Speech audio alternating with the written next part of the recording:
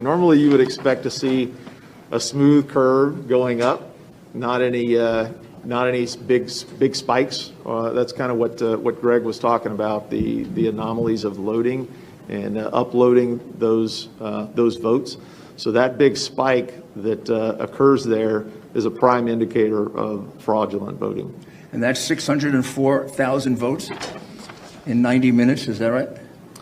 Correct. This is 337 votes, 337,000 votes in that period of time. Yes. And when you look at this entire curve with all these spikes, can you calculate how much of a vote that accounted for Biden and how much for Trump? Close to 600,000. I think our figures were about 570 some odd thousand that all those spikes represent over time. For Biden? Correct. And how much for Trump? I think it was a little over 3,200. How about that?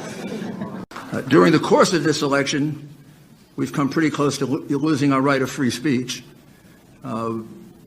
There's been censorship that I've never seen before, of an incredible nature by big tech, big networks, big companies. They only allow one side to be heard, and they refuse to allow the other side to be heard. It's almost as if they're afraid the American people, if they should learn these facts, will find out just who they are and what they're about. Mr. President, you are connected.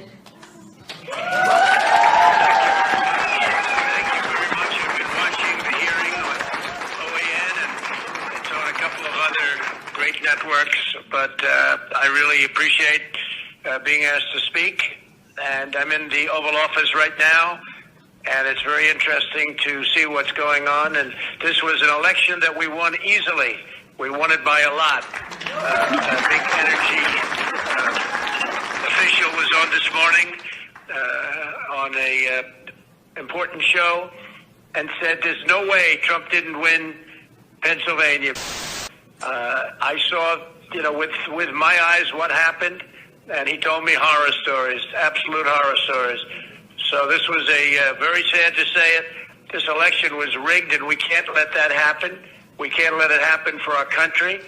And this election has to be turned around because we won Pennsylvania by a lot, and we won all of these swing states by a lot. Anybody watching television the night of the election was saying, wow, I was called by the biggest political people. Congratulations, sir, on a big win.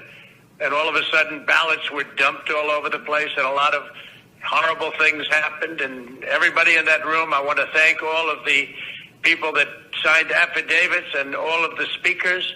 You're fantastic people. You're great patriots.